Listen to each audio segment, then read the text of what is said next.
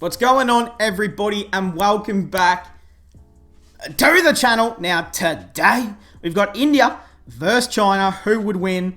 Army/military comparison. Now look, this video came out in 2020 because I believe they uploaded this video due to the conflicts that happened in the Himalayas or something like that. Maybe I'm just talking shit. I feel like that's when it was uploaded because someone sent me a DM and sent me this video, and they kind of explained it a little bit to me. And I believe that's what they said, so hopefully I'm right. Also, we do these videos, we always do these when we're doing military comparisons or who would win or, comparing or watching these sort of stuff. Just remember, we do it for education. We do it for fun. So do not go in the comments and start having World War III in the goddamn comments of this video. Just be nice. But hey, if you guys are new, subscribe, leave a like. Check it out! In June 2020, World War III started trending on Twitter. Again, this time it was because of border dispute in the Himalayas. Thank you for who explained it to me in the DMs. You were right. Between Chinese and Indian forces turned deadly, killing upward of 20 people. Whoa! This is the first time since 1975 that the two countries have had a fatal conflict, and the most serious skirmish since 1967. Naturally, as the two nations are populous, militarily powerful, and have nuclear capabilities, the world is biting its nails to see what happens next. But assuming the whole thing doesn't end in diplomacy or a world-consuming mushroom cloud, which country has what it takes to bring home a final victory? Using a mix of historical precedents of the prior conflicts between the two countries and our knowledge of their current military capabilities, we intend to find out exactly whether China or India would win if the two nations went to war today. After all, we're not just talking. Bro, like, these are two of the biggest military nations in the world.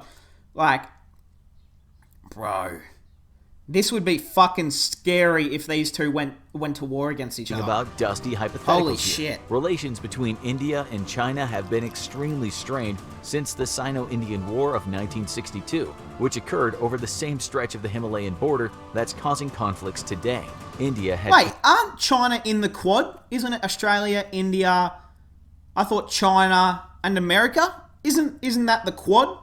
Granted the Dalai Lama asylum within like their where we all borders have after each the other's back, fallout sort of the thing? 1959 Tibetan uprising, already putting them in China's bad books. And with China's military encroaching on the line of actual control, the demarcation line that separates Indian and Chinese territory in the Himalayas, a military skirmish was practically inevitable. The resulting conflict was short-lived, lasting only 1 month and 1 day between October and November of 1962. The People's Liberation Army of China had a vast numerical superiority over India's military forces, and India suffered significantly greater losses, with nearly double China's deaths, many wounded, and over 3,000 captured. This loss is partly chalked up to the fact that it's believed, according to some leaked CIA documents, that India underestimated both China's military capabilities and their willingness to escalate the conflict. While India requested military assistance from the US in the form of 12 squadrons of fighter jets, their pleas were rejected, and India instead turned to Moscow for assistance. Ultimately, none of it did all that much good, as China claimed the eastern theater up to the line of actual control before declaring a unilateral ceasefire. India was left to lick its wounds, and tensions between the two countries have been high ever since, with conflicts still breaking out well into the 70s. Both nations have ramped up militarization around the line of actual control as a show of strength, and this has left both with very little room to maneuver. In a sense, the Himalayan border is a military powder keg, and lately we've been seeing the sparks. While a past record of military supremacy definitely works in China's favor, the Sino-Indian War was also 58 years ago, and failure is an excellent teacher. India has been engaged in frequent conflicts since the Sino-Indian War, giving their combatants invaluable battlefield experience. India is widely believed to have won every conflict they engaged in post-Sino-Indian War, with the exception of the Indo-Pakistani War of 1965, which ended in a ceasefire. China comparatively fought its last considerable conflict against Vietnamese forces in 1979. Once again, experience won That's a out while here ago. as the Vietnamese, who'd recently honed their skills in battle against the forces of the United States, are largely considered to have handed China's asses to them.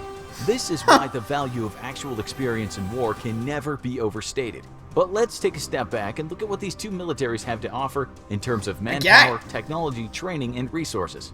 First, soldiers, the bread and butter of any military. Much like the Sino-Indian War, China has numerical superiority, though in India's defense, seeing as China is ranked as having the highest number of active military personnel in the world at 2,035,000, China's military has numerical superiority over literally everyone, with over 500,000 reserve personnel who could be easily called into action. Wait, I thought India had like over 1 million in reserve. In a wartime scenario, China is a force to be reckoned with. India, however, isn't all that far behind, with 1,237,117 active personnel and an impressive so they have more reserves.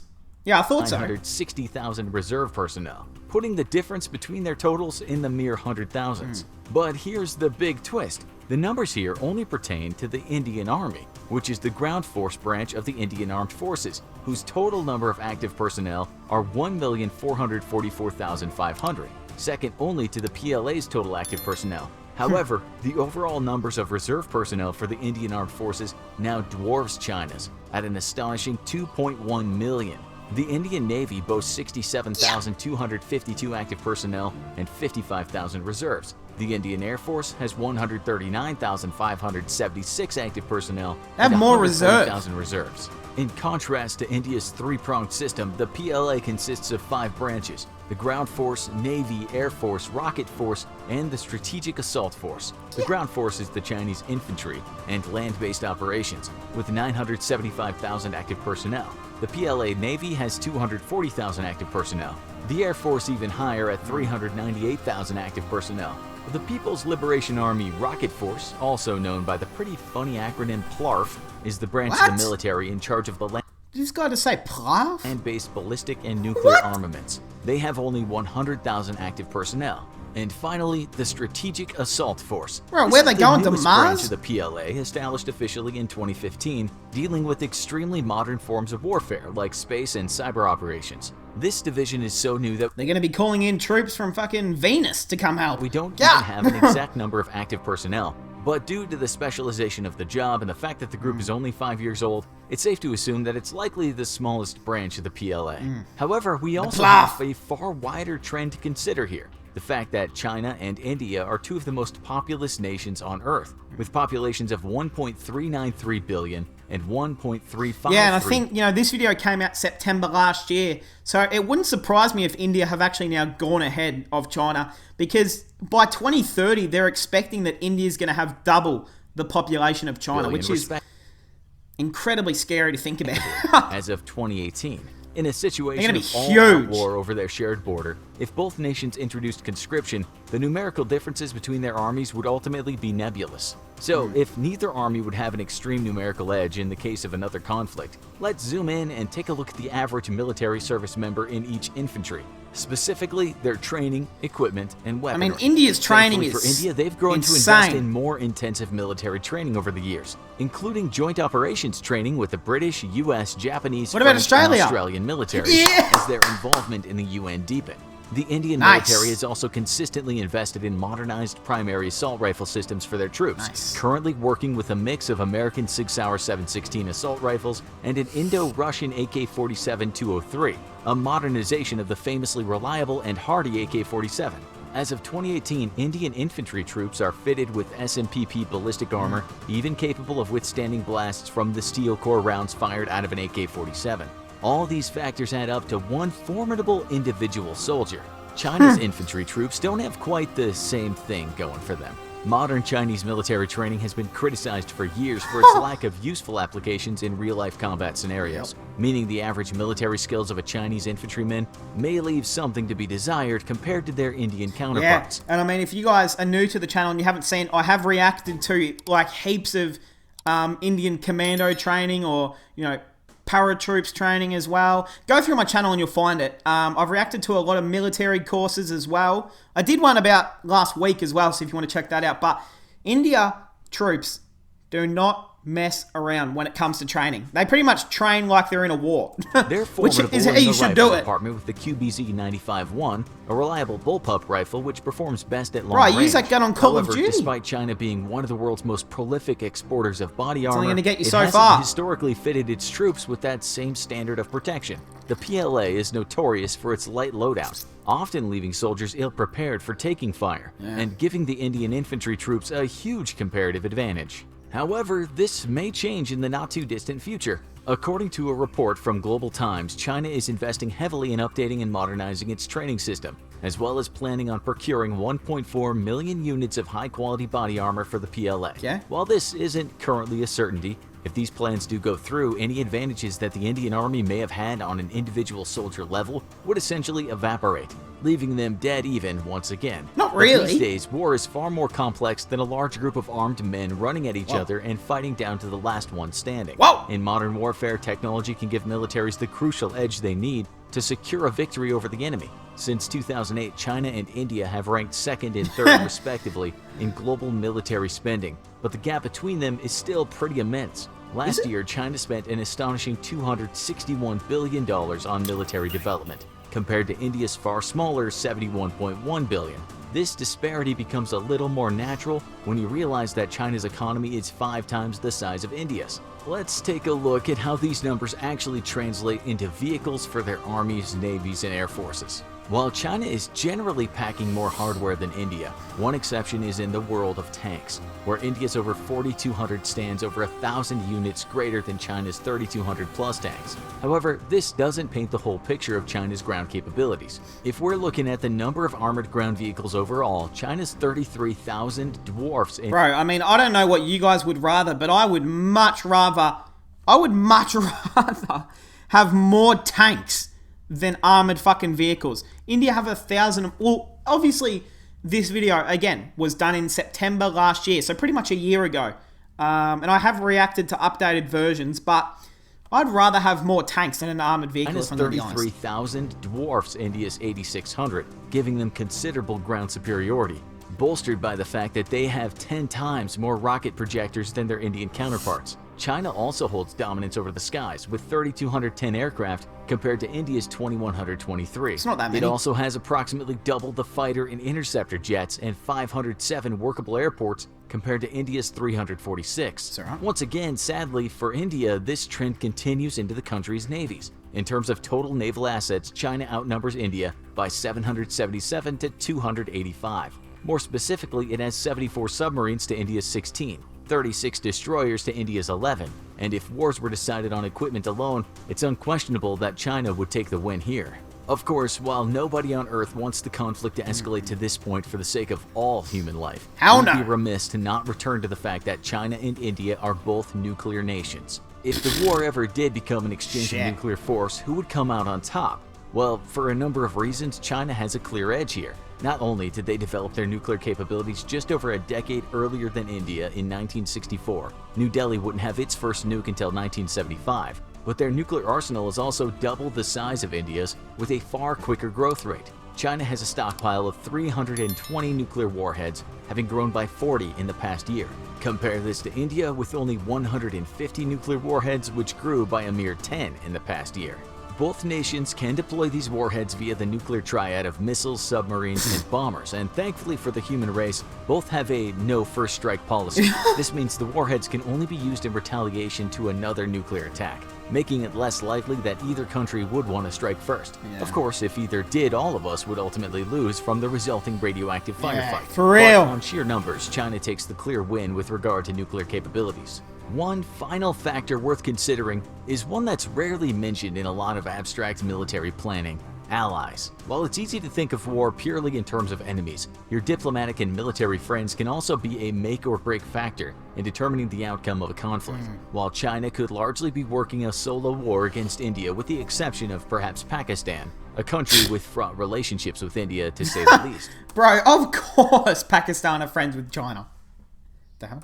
India itself has been building diplomatic relationships with a number of extremely USA, valuable allies. United Kingdom. These include the United States, a country Australia. with the highest military spending in the world, Yeah. who under President Trump have gone cold on relations with China while Facts. referring to India as a major defense partner. India has also developed strong diplomatic ties to Japan, France, and Australia, Yeah! performing a number of joint military drills with all of them. Having these various world powers behind them gives India a serious combat edge over China, Facts. providing these allies come to India's side in their time of need. While the US could be India's greatest ally in this speculative war.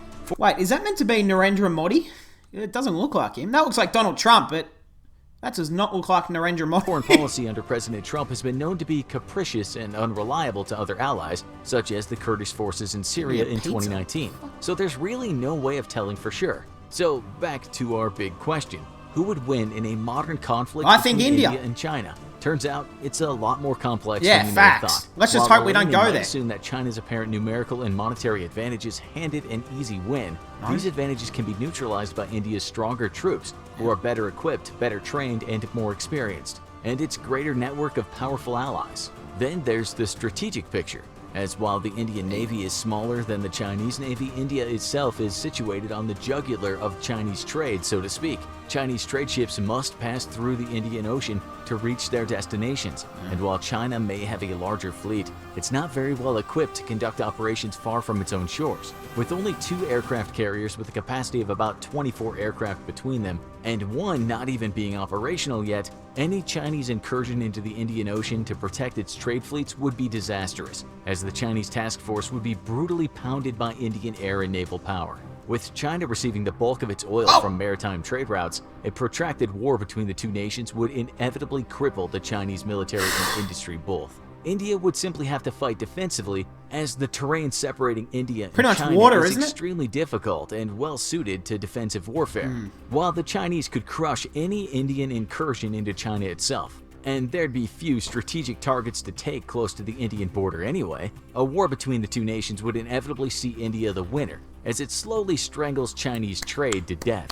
Check out American... Yeah, go India. I tell you what, I knew they would have won. But we got to remember, firstly, India hasn't ever attacked anyone. Like, first. They've never attacked first, I believe it is. Like, they've ever only used their resources for defense. They've never ever gone to another country to attack. They've always only defended. So they would play defensive anyway and protect their own nation instead of going and attacking another nation first, which they don't do. But hey, remember, this was all for fun, for learning. And also, let's just goddamn hope we never get a World War III. Let's hope, for world peace maybe one day, or just everyone to be kind, just to calm down a little bit. Because some of these countries just need to have a few beers, sit down, watch some sport, and calm the fuck down. That's what I reckon some of them need to do. But hey, that is going to cap it off, guys. I hope you guys enjoyed, and I'll see you guys in the next one.